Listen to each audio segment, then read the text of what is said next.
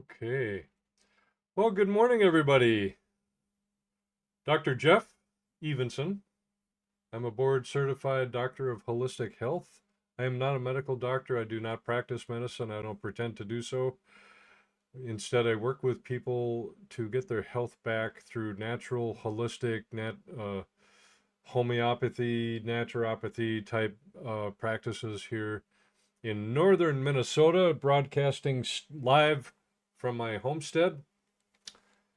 And I already have one comment out here. Good morning, Christine. Love to see you with the show. Appreciate you listening. And other people, as you're coming on, post in the comments where you're watching from. I love to see where people are streaming from. And as we go through, it's going to be an interesting show, I think, because we're talking about Lyme this morning. And I've got some we'll talk some tinfoil hat type of stuff. We'll talk some what's really happening. We'll talk about how the conventional medicine handles it, which they don't handle it very well. I'm going to turn that off. I think I get better color here. And how we can handle Lyme in holistically, which we can do. We've got some great remedies here to help people deal with Lyme and the co-infections, and a lot of times that's where the medical side falls short, is they don't go after the co-infections that often come up with, that are often delivered with Lyme, and we'll talk about what all of that is. But if you're in Minnesota right now, at least where I'm at, it is snowing again. It's been snowing for the last, since Wednesday, off and on.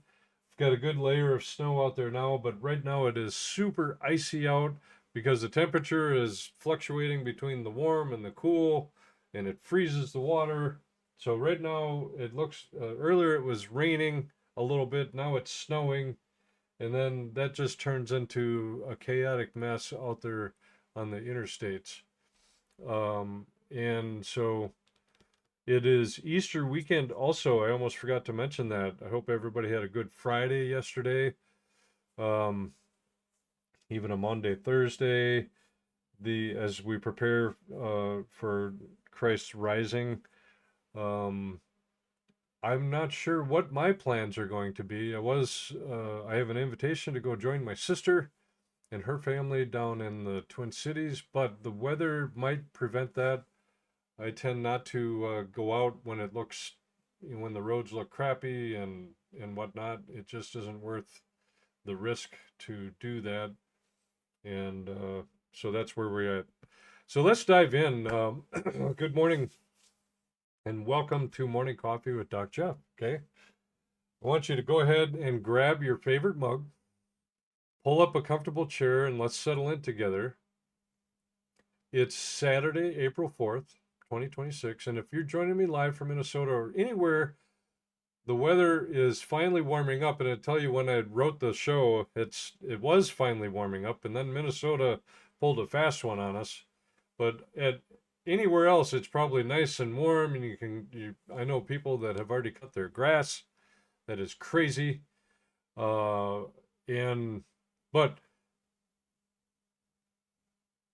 spring is officially here. Right? And with it comes the return, and I thought this would be so timely. Spring, with it comes the return of our tiny, unwelcome neighbors, the ticks. Okay? We have the adult deer ticks. Adult deer ticks are already active on any day that the temperature climbs above freezing. Okay? In Minnesota, the Metropolitan Mosquito Control District just put out a spring update warning that we could see a higher prevalence of Lyme disease activity in 2026. Okay, I don't know how they know that, but I saw another practitioner, she posted down in Iowa that it was being reported that people were finding boxes out in empty fields that were full of ticks. Okay, and so somebody put those boxes there, that's the assumption. And what's wrong with the ticks? Why would somebody put boxes of ticks out in random fields? And, so that's where you start getting a little conspiracy type stuff. And what happens with conspiracies? They have often come true, and there are a bunch of them that have come true in regard to Lyme. Okay. So thousands of cases get reported right here in Minnesota every year, and that's only the ones doctors actually diagnose and report. Okay. A lot of folks I talk to feel like tick season sneaks up on them every spring. And one day you're enjoying a hike or playing in the yard with the kids or the dog, and the next thing you know, you're doing those careful tick checks and wondering, did I get bit? Is this going to turn into something bigger? Okay. And that's exactly why I wanted to spend this morning's show diving deep into this topic. And so today we're going to talk about ticks, Lyme disease, and the co-infections that often ride along in the same bite. We'll look at how conventional medicine typically handles it, what it gets right, and where it sometimes falls short for people dealing with longer-term symptoms. And then we'll explore the holistic root cause approaches that focus on rebuilding your energy, your focus, and your overall resilience so you can actually move forward and feel like yourself again. But we're also going to touch on something a lot of people only whisper about or see debated online, the origins of Lyme disease. For years, questions about how this all started, especially the connection to government labs. Plum Island, right across from where the first big cluster showed up in Old Lyme, Connecticut, and Cold War era research, which got labeled as conspiracy theory, but there's research out there now and evidence out there now that shows it's not a conspiracy, it's actual truth. And a lot of people, when I hear, I'm going to just put this correction out, if you're wondering why I'm just calling it Lyme, because Lyme, the bug, the Lyme disease was discovered in this town called Lyme, Connecticut. So people often say, I have Lyme's disease. No, you don't have Lyme's. You have Lyme, singular. You have Lyme disease. So just a little nuance there on the word, the origin of it, okay? Well, some of those pieces are now backed up by documented history, as I told you. Willy Bergdorfer, he's the scientist who discovered the Borrelia bacteria that causes Lyme. And he worked on early tick projects for the military. And in later interviews and in the book Bitten, that's a good book, by the way. If you really want to know the history of Lyme, get the book. It's called Bitten, and you'll find it on Amazon. He spoke openly about some of that work. I read the book. It was really good. And just recently, in the 2026 defense bill that passed the House late last year, Congressman Chris Smith added an amendment directing the Government Accountability Office to investigate whether the U.S. military's Cold War bioweapons programs ever used ticks as delivery systems for pathogens. So what used to get dismissed outright is now officially under review by Congress and whatnot. And so sometimes they say that the science still shows that the Borrelia bacteria itself has been around in North American ticks for thousands of years, long before any modern labs. Okay, it wasn't invented in a test tube, but the rapid spread that we've seen, the secrecy around some of those old programs, and why so many patients with persisting symptoms have felt dismissed by the system for decades, those are fair questions, and more light is finally being shown on them. Okay? So, this isn't about fear or pointing fingers. It's about understanding the full picture so we can make smarter choices for prevention and recovery. Because whether this started naturally or got a helping hand somewhere along the way, the reality for so many families is the same. People are struggling with fatigue, joint pain, brain fog, and other symptoms that don't always resolve with the standard short course of antibiotics. And if you've ever had a tick bite yourself, or if you're supporting a family member who's been dealing with chronic symptoms, or if you're just here because you want solid practical ways to protect your loved ones this spring and summer, this show is for you. So drop your questions or your own stories, or even just a quick good morning in the chat as we go. Let me know where you're watching from. I love reading them live, and we'll weave them in on what's on your mind. So, all right, let's get the first sip of coffee. All right, that's good. I love coffee. All right, so let's ease into this together. All right. We're going to start with the basics. Good morning, Janae. Great to see you. We're going to start with the basics. The tiny villains themselves. And let me just share the screen here. All right. The tiny villains themselves that are already out there in our backyards this spring. Okay. The main one we worry about here in Minnesota is the black-legged tick, also called the deer tick. These are the ones that can carry Lyme and several other infections. And I also want to point out, Lyme doesn't come anymore just from ticks. It comes from any type of insect that can sting you. So yes, that opens up the whole range. You can get it from mosquitoes. You can get it from fly bites. Any stinging, biting insect can transmit this bacteria into you. Okay? But the main ones we worry about are largely the ticks. And because they carry Lyme and the several other infections that come along with it. Now, size matters a lot with these guys, okay? The adults are about the size of a sesame seed. And I don't know, let's see. I don't know if you can see my pointer on there. I don't know if they give me a pointer. Let's see here. Oh, they do. Oops.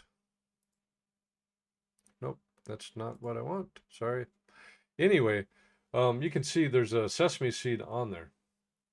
Still small, but you got a decent chance of spotting them if you're checking. The real sneaky ones are the nymphs. Okay. They're about the size of a poppy seed. They're tiny, flat, and dark. They can crawl right onto you, and you might never feel it. That's what's creepy about it. And so here's how the transmission works. Okay. For the Borrelia bacteria that causes Lyme to pass from the tick to you, the tick generally needs to stay attached for around 24 to 36 hours or more. Okay. Some people, I've had clients over the years, I got a tick bite. I said, my first question is, how long was it attached? Oh, just a couple hours. Okay, we should be fine. Okay. The system wants you to panic the instant you get bit by these things. But it generally needs to stay attached around 24 to 36 hours or more. Okay. Some studies suggest it can happen a bit faster in certain cases, but the longer it's on there, the higher the risk. Okay. That's actually good news in a way. It gives you time to find it and remove it properly if you're doing those regular checks. Now in Minnesota right now, adult deer ticks are already active. They come out any day the temperature is above freezing and there's no snow on the ground. And as I said, the Metropolitan Mosquito Control District, they're down in the Twin Cities, just put out their spring update, and they've already picked up the first deer ticks of 2026. Okay, the nymphs, those poppy seed-sized ones that cause most of the trouble, usually start showing up in April and really ramp up in May and June. So we see deer ticks throughout a lot of the state, especially in the east central, north central, and southeast regions. But they're spreading and showing up more and more, even in the metro area. Thousands of Lyme cases get reported here every year. And we've seen over 2,500 probable cases in recent years, and that's just the ones that officially are counted. Okay? So what can you actually do about it starting today? What can you actually do about it starting today? Here are the practical steps that can make a real difference. All right. Do a full body tick check every single evening, especially after being outside. Pay extra attention to warm hidden spots. You know where I'm going with this. Armpits, groin, behind the knees, in your hair and scalp, even the belly button. Don't forget the kids and the pets. Okay? I As I'm telling you this, I'm remembering a story from, I think I was 12 years old. I ended up with the wood tick that had bitten on, and I ended up with it on my scrotum. Yeah, we're gonna laugh with this story. It's funny. It's coming up now because so I had a tick on the scrotum and I couldn't pull it off. Okay, so imagine my dismay. 12 years old and I can't get this thing off. And so I tell my mom about it, and she starts kind of laughing a little bit. All right, and she had friends over, and pretty soon I've got other people looking in on me, and I'm trying to be as discreet as possible. I'm embarrassed as all get out, and they're laughing their asses off because I have a tick attached to my scrotum. And I look back on that now, and it's like I don't know that I might giggle a little bit, but the laughter went on longer than it probably should have. So they're trying everything to get this tick to let go. They're trying alcohol swab, you know, anything. And finally, somebody just reached in there, grabbed it, and ripped it off. Um, and so that's what happened. Isn't that funny how that comes up? So the other thing, so do your full body check every single night, you know. And if you live alone, have a mirror that you can, you know, if you don't already have one, that you can use to shove down and check your nether regions when you're by yourself. Okay. What's also disgusting, you know, I live up here in the woods, and my dog often will lay in the bed. He's I'm a dog person, so he sleeps on the bed and all that kind of stuff. And there have been times when I wake up in the night, I've got a tick crawling on me. I can feel it. Or I'll get up I'll get up the next day, and there'll be a big old fat tick laying on the bed somewhere that fell off of the dog, and it's just gross when that happens. It grosses me out. Um so but check your dog, check your kids, check your pets, all that. All right. If you have horror stories of where you found ticks, go ahead and put them in the chat or whatever. If you're brave. Treat your outdoor clothes. Now, this is chemicals, so I had to go look this up and find some other holistic options. But treat your outdoor clothes with permethrin. It's the gold standard, and it lasts through several washes. Okay. The problem with that is that stuff can absorb into your own skin, or use a good repellent on your skin. Okay. And here's a quick aside for those. I know you're already screaming, "Oh my God, Jeff, how can you make that?" All right. I anticipated that question. Here's a quick aside for those of you who prefer more natural, holistic options, because I know a lot of you watching lean that way, and it's a fair question. Okay. There are several plant-based repellents that research shows can be quite effective against ticks. Essential oils like cedarwood, geranium, lavender, and especially rose geranium have shown good results in studies. Okay. And you can make a simple spray by mixing 10 to 15 drops of these oils with water and a bit of witch hazel or vodka as the carrier. Okay. Some people swear by a neem oil spray as well. Just remember, these natural options usually need to be reapplied more often than DEET every couple of hours when you're outside. Okay.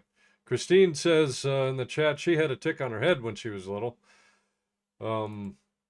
Yeah, you just never know where and when they bite and how long. And we're going to talk about some other signs that you can look for. Another holistic favorite is using garlic or sulfur-based products on pets or in the yard, though the results might vary with that. I know I've tried different options with my dog. You know, I've tried the pet collars that are natural. They're treated with the all the different essential oils, and they're not 100%, but they're not 0% either. I think they work around 75% maybe, um, and keeping that out. But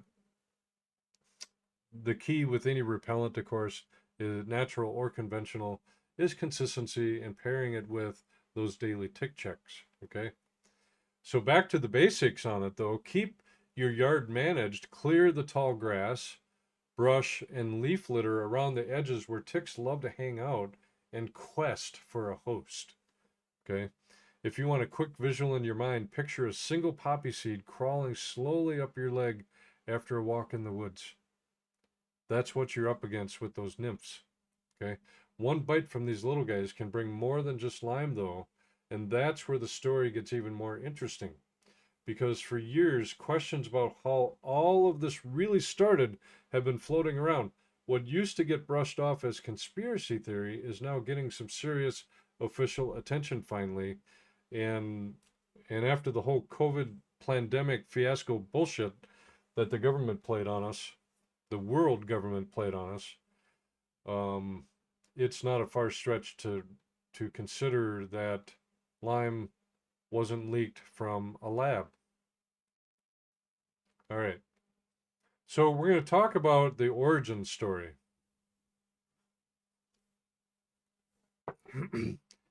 Most people think Lyme disease just sort of showed up in the 1970s in a little town called Old Lyme, Connecticut. But there's a deeper, more layered history here that for years got whispered about or dismissed as conspiracy theory, and some of those pieces are now getting real official attention. And here's why it happened. The first big cluster of cases happened right across Long Island Sound from Plum Island. Plum Island, it's a government facility that had roots in earlier biological research programs. And now here's where things get interesting. Okay. Let's see if I can do this. Here's where things, oh. We'll add a little mystery sound to it. Okay. Or drum roll. During the Cold War, the U.S. military did conduct research exploring whether ticks and other insects could be used as delivery systems for pathogens. Okay. Whoever thought that was a good idea, I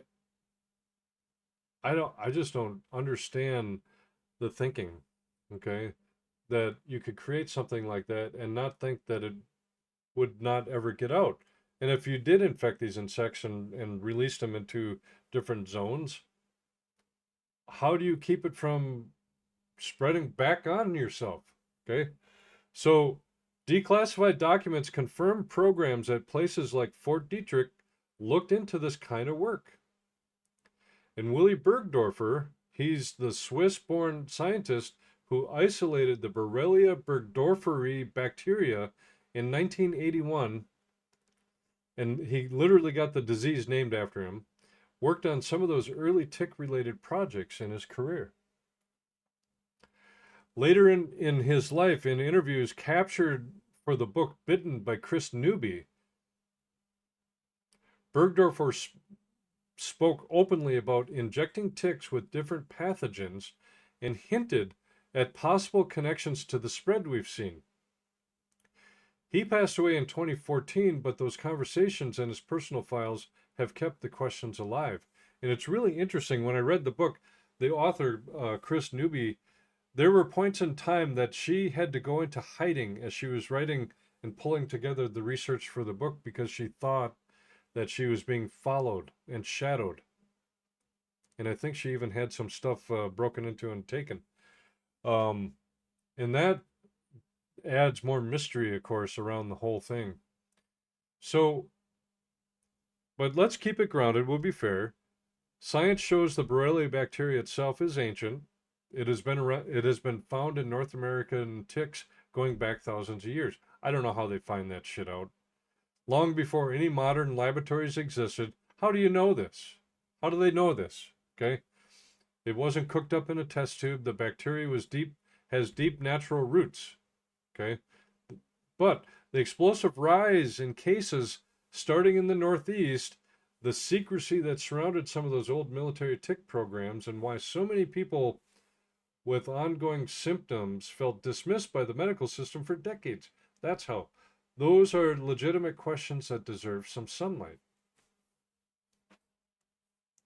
So, and here's what's timely for us right now. Okay, late last year in December 2025, Congressman Chris Smith from New Jersey successfully added an amendment to the 2026 National Defense Authorization Act. And it directs the Government Accountability Office, Congress's independent watchdog, to investigate the Cold War era bioweapons research programs and specifically look at whether the military ever used ticks as hosts or delivery mechanisms for pathogens between 1945 and 1972. Now, as I'm reading that out loud, I'm thinking he's asking Congress to investigate whether they were actually used. That doesn't tell them investigate to see if it was actually created as a bioweapon. Okay, see how some of the nuance there? I've been looking at this stuff for so long, I pick up on all these little nuances. All right, it includes reviewing work by the Department of Defense, the NIH, we know who they are, and USDA and other agencies involving tick-borne bacteria. Okay, Congressman Smith, he's been pushing versions of this for years, inspired in part by the book Bitten and the high Lyme rates in his own state. So the amendment passed the House, and as of now, it's moving forward. If the investigation finds no connection, Smith has said we can turn the page. I don't agree, but either way, more transparency is a good thing. Okay. So why does any of this matter as we sit here with our coffee in Minnesota? I focus on Minnesota because obviously that's where I'm streaming from, but this conversation, if you look at the Lyme transmission maps across the United States, it is heavy up through the Northeast. It's not just in New Jersey. It's all up in Maine, all down through New England, all the way across the country, and it's showing up everywhere in the country. So this discussion applies to everywhere in the country. Okay. So why does it matter as we sit here with our coffee in Minnesota or wherever you're at? Because when there's been a lack of openness around the origins, it helps explain why so many patients have felt gaslit or left without good answers. It sets the stage for why Lyme is rarely just Lyme, and why we need to look at the full picture for real recovery. One bite can deliver Borrelia plus other co-infections, and that's what we're going to dive into next.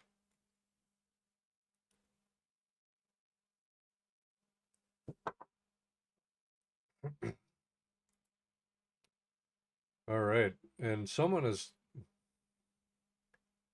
doing the haha there. That's, oh, they're probably laughing at my story. So if you're just joining the show, pop into the comments and let us know where you're watching from. I think sometimes people don't like to do that because they don't want me to know who's watching, and that's fine too. I'm okay with that. But it's always fun to see where I'm reaching. All right. So let's talk about what actually happens when that tick bite delivers its payload. Okay. Now, I'm going to take off this guy and go full screen again. All right. So the main player is Borrelia burgdorferi. Okay. It's a spiral-shaped bacteria that causes Lyme disease. In the early stage, many people can develop an expanding rash called erythema migrans. Now, here's something important. The classic bullseye or target rash that doctors were taught to look for, it only shows up in a smaller percentage of cases. Overall, some kind of rash appears in roughly 60 to 80% of people with early Lyme. but it often looks more like a solid red expanding patch rather than a perfect bullseye. And plenty of folks get no rash at all. Other early symptoms can feel like a bad flu: fatigue, headache, muscle aches, fever, chills, or swollen lymph nodes. And if the infection spreads, it can show up later as joint pain, especially in the knees, neurological issues, heart rhythm problems, or that deep crushing fatigue and brain fog that so many people describe. But here's the big twist that changes everything for a lot of people. Lyme is rarely just Lyme. The same black leg tick that carries Borrelia often carries other pathogens at the same time. These are called co-infections. And recent studies suggest they can show up in a significant portion of cases, sometimes up to 40% in certain regions for the most common ones. And all the ones I'm going to talk about on here, I can quantum nutrition test through muscle testing Lyme. I can test for all of the co-infections through the muscle test. Okay. I have test kits that help me with that as well. And the cool thing about that is I've got solutions that actually work well to get it out of your system. Okay. But let's walk through the main ones that you're likely to hear about, some of the co-infections. The first one is Babesia. All right. And this is a malaria-like parasite. Okay. This is why when you come to a holistic practitioner that does a lot of parasite work, I also do a lot of Lyme work, because parasites are delivered with Lyme in many cases. Babesia, it's a malaria-like parasite that infects your red blood cells. Common symptoms include drenching night sweats, air hunger, feeling like you can't catch your breath even when oxygen levels are normal. Okay? Cycling fevers or chills, and profound fatigue that feels worse than typical Lyme exhaustion. Standard Lyme antibiotics don't touch Babesia, so it can linger and make everything feel heavier, because they give you an antibiotic, and antibiotics don't typically kill the parasites. See the difference there? That's why they're missing the mark. Another co-infection is called Bartonella.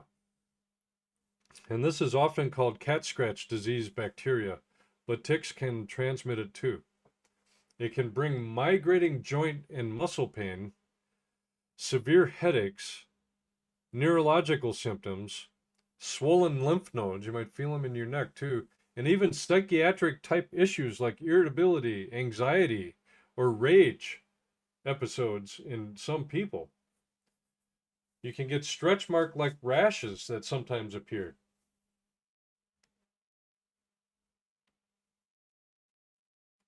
Another co-infection is Anaplasma or Ehrlichia. And these bacterial infections often cause high fever, headache, muscle aches, and fatigue that comes on fast. They can affect blood counts. You can have low white cells or platelets. And while some antibiotics used for Lyme also cover these, the symptoms can overlap and complicate the picture. Okay. Studies show that when co-infections are present, people sometimes experience more symptoms, longer lasting illness, or a tougher recovery. The symptoms blend together, which is why it can feel so confusing. One person might have mostly joint pain, another might be wiped out with night sweats and brain fog. And testing adds another layer of challenge. The standard 2-tier Lyme test, ELISA, followed by Western blot, misses a fair number of cases, especially early on or when co-infections are involved. That's why so many people hear your test was negative, but still feel terrible months or years later. They don't know what they're testing for. And if you've been through this or you're supporting someone who has, you know how frustrating it is when the picture doesn't match the standard story. Now, I'm going to do a quick aside here. In my practice, one tool I use that helps many people get clear answers is quantum nutrition testing or nutrition response testing. It's a non-invasive muscle response approach that looks at the energetic presence or stress patterns related to Lyme, Borrelia, and the other Lyme, Borrelia, Babesia, Ehrlichia, and the common co-infections. It can give us additional insight into what your body is actually dealing with at an energetic level and help guide more targeted holistic support. Okay? This is not woo-woo stuff. This is science. Muscle testing, muscle response testing is rooted in science through applied kinesiology.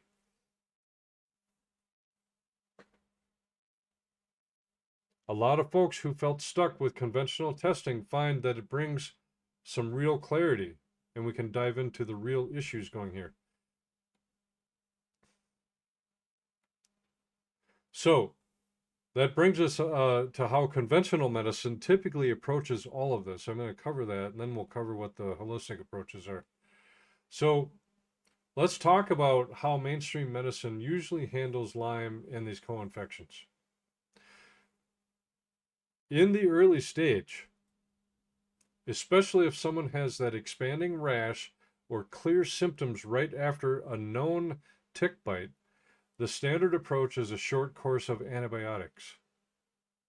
The CDC and IDSA guidelines still recommend 10 to 14 days of doxycycline for most adults, amoxicillin for kids or pregnant women, or cefuroxime, I can't even pronounce that right, as another option. For many people caught early, this knocks the infection down effectively and prevents it from spreading. Okay, that's important to say. Antibiotics can and do save people from more serious complications in the acute phase. No argument there. Sometimes, sometimes I might come across as anti-medicine or anti-pharmaceutical. I am a lot, okay? But sometimes you have to have a pharmaceutical to put the fire out, so your body can be prepared to handle the real work, okay? So it's okay. They also sometimes recommend a single dose of doxycycline as post-exposure prophylaxis if the tick was attached long enough or was in a high-risk area and was removed within 72 hours. That can reduce the chance of developing Lyme in certain cases. So what they mean by that, prophylaxis is a preventative, okay? Where things often get more challenging is when symptoms persist or develop later.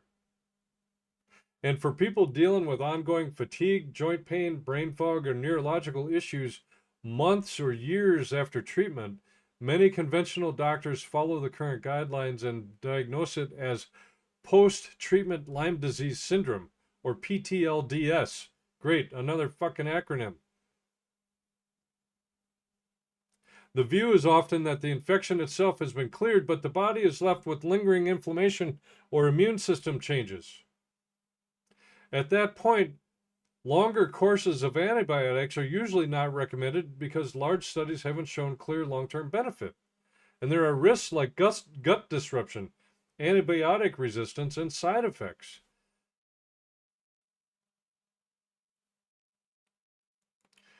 Co-infections add another wrinkle.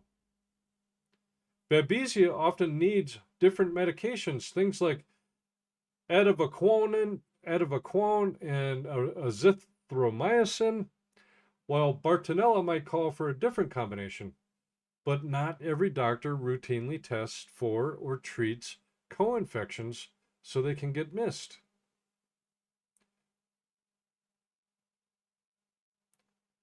The testing piece we touched on earlier plays a big role here too.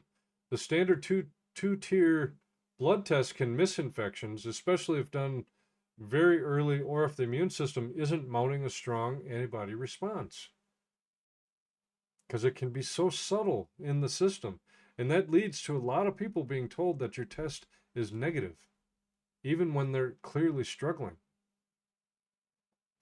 On the positive side, conventional medicine has gotten better at recognizing acute Lyme and starting treatment quickly in endemic areas. Okay.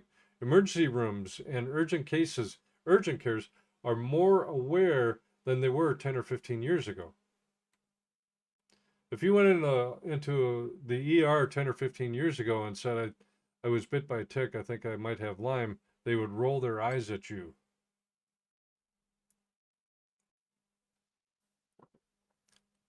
But for the thousands of people who end up with chronic or persistent symptoms, the ones who feel dismissed, who are told it's all in your head or just anxiety, that's where a lot of the frustration comes.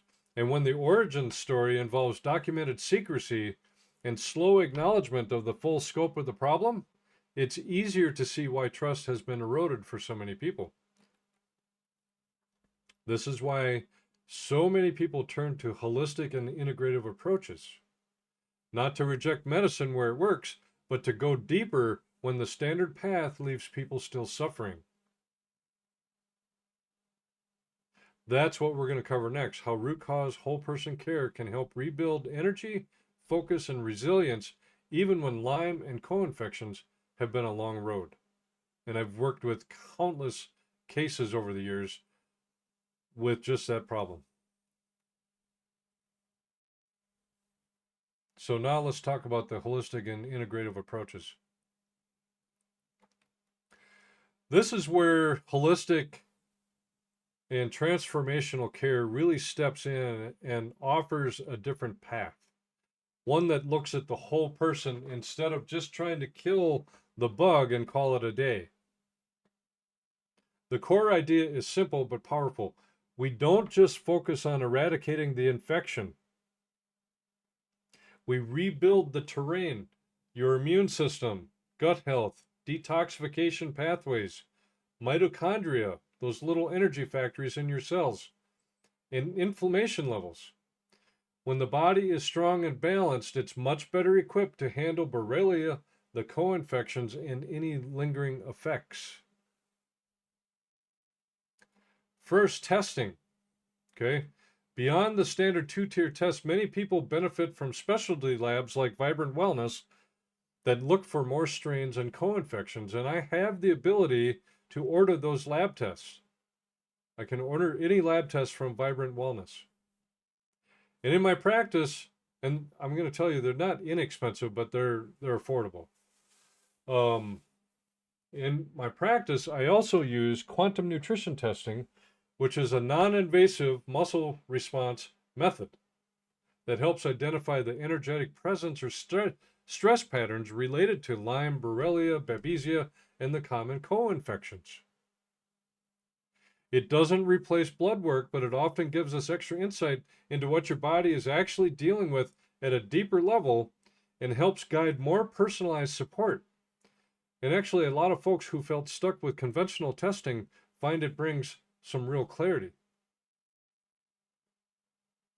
Now, on the treatment side, two well-known herbal approaches that have helped thousands are the Booner protocol and the Cowden protocol. The Booner protocol, developed by herbalist Stephen Herod Booner,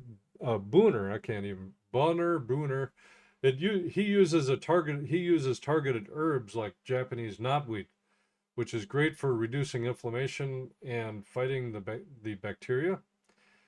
He uses cat's claw as an immune modulator and andrographis and others. Okay, it's designed to address both Borrelia and many co-infections while supporting the body's natural defenses.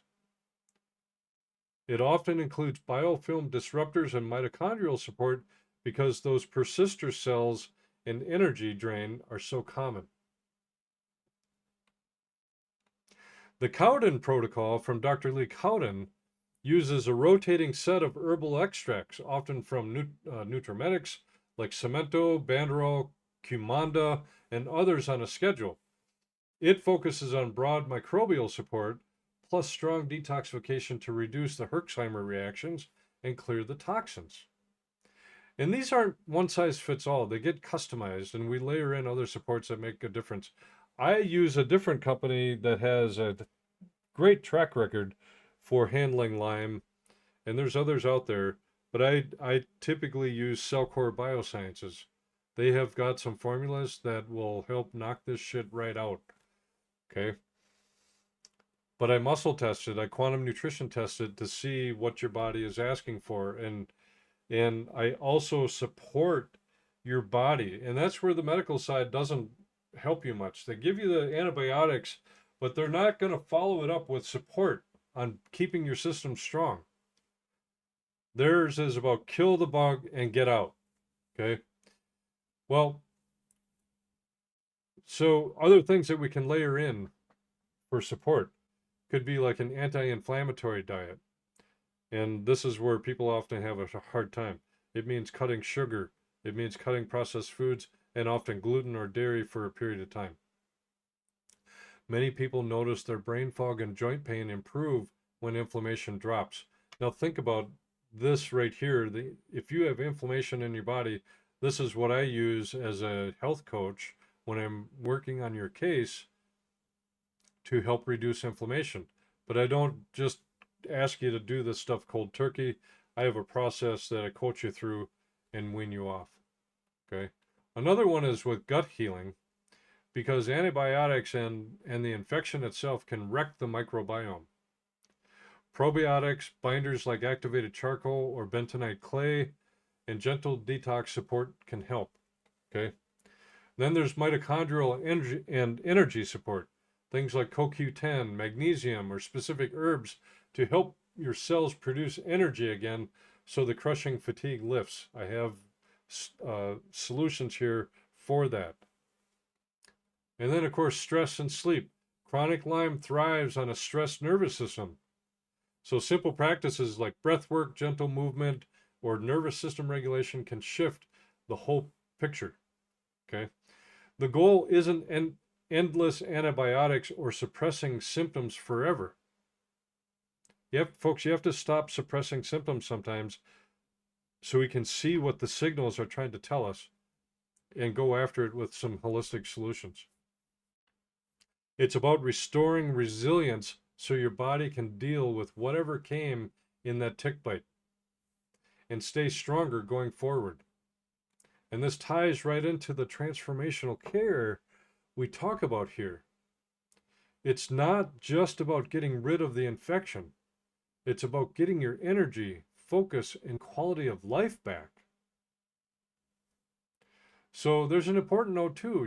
Herbs are powerful, but they can interact with medication. So you have to work with someone who's experienced in dealing with this.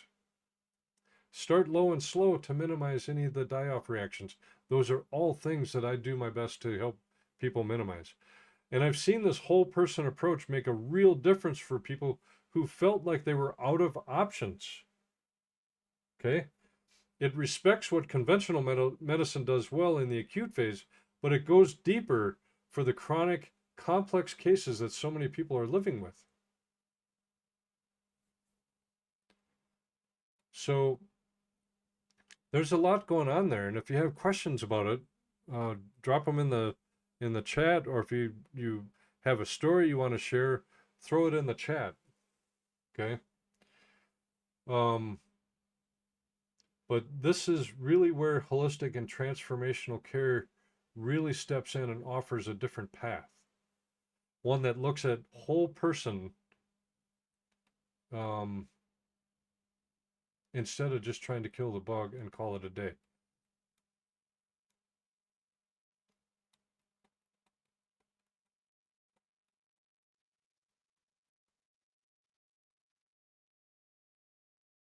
Weird, my computer screen just did a weird thing. All right.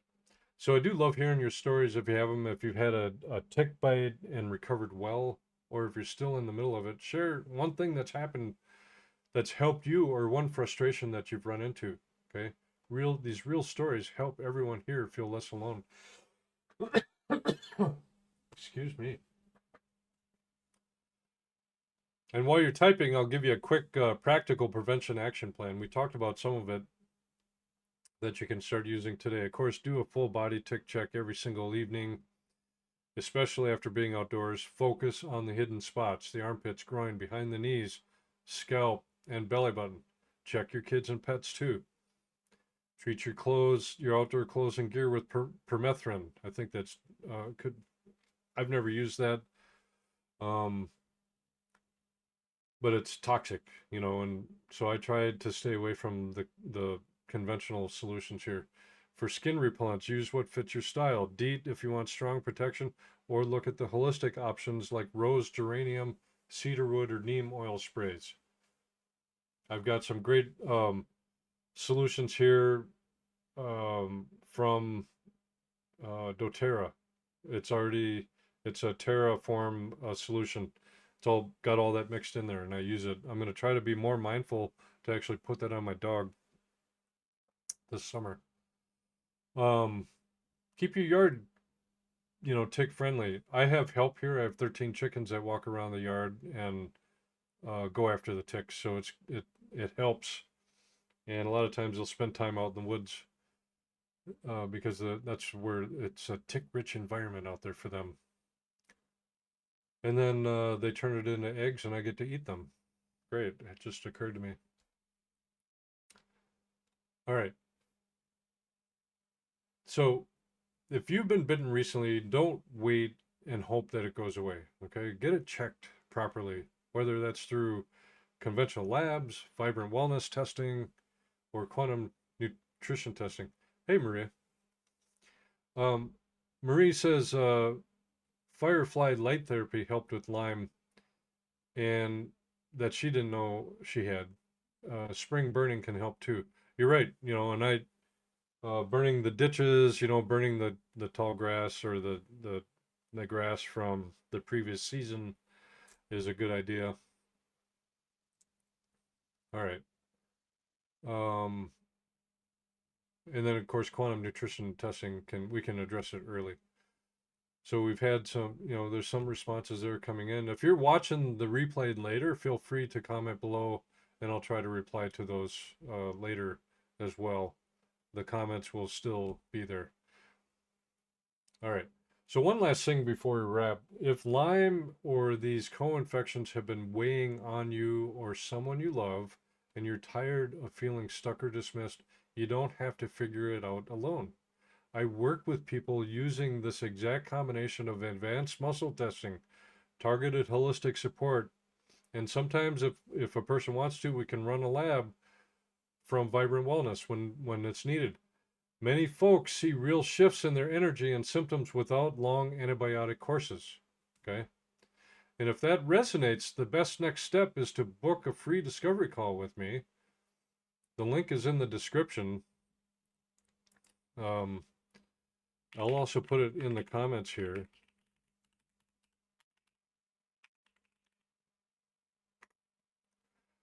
To my website.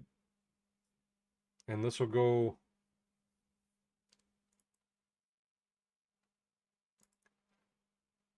you will see a button on there and it brings you to an appointment page where you can schedule a discovery call, okay?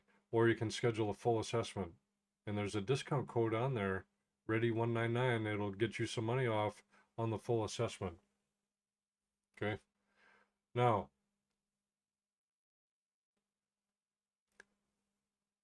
let's wind this down. So, I want to leave you with this, okay?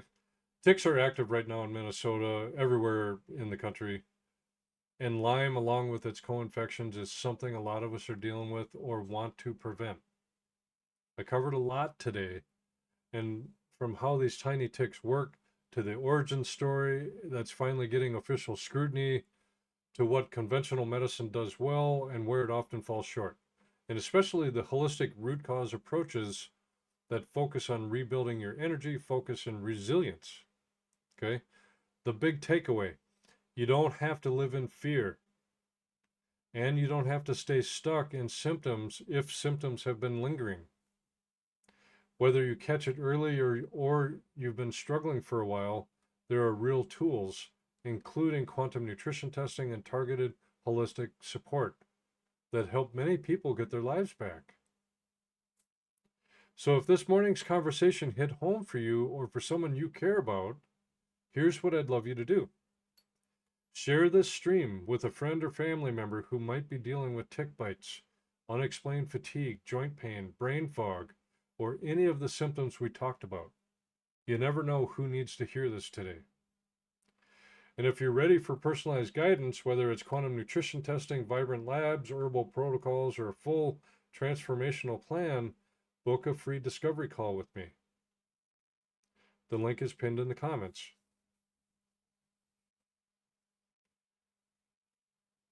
We'll sit down, talk through your situation, and see if we're a good fit to work together. Okay. Spots are limited, so don't wait if you've been thinking about it. Thank you. This feels really good. Covered a lot of content here. So thank you so much for joining me this morning with your coffee. Okay. I appreciate every one of you who showed up live, asked questions, and shared your stories. That's what makes the show meaningful. Okay. Next Saturday, we'll be back with another real talk topic. I'll let you know what that is in the comments or on my page. And until then, stay resilient. Keep doing those tick checks. Support your body's natural strength and take care of yourselves and your families. I love you all. Okay. So before we go, let's close with a prayer. Heavenly Father, thank you for this morning and for every person who joined us here with their coffee and open hearts. We are grateful for your presence with us today. Lord, we ask for your divine protection over every viewer and their families, protection from ticks and the diseases they carry, but even more protection for their bodies, minds, and spirits. We lift up everyone who is struggling with Lyme disease, co-infections, fatigue, brain fog, joint pain, or any lingering symptoms. Grant them strength, comfort, and real healing. Guide them to the right support, whether through doctors, holistic tools like QNT, herbs, or the wisdom you've placed in their own bodies. Help us all remember that true healing comes from you, and that you created our bodies with remarkable ability to restore balance and vitality when we care for them as your temple. Give us wisdom to make good choices and faith to trust in your timing and provision. May the spring and summer be filled with greater awareness, peace, and your sustaining grace. We ask all these things in the mighty name of Jesus Christ. Amen. Happy Easter, everyone. Have a lovely, fun, family-filled celebration, or friends, get out there and enjoy life. Love you guys, and we will talk to you later.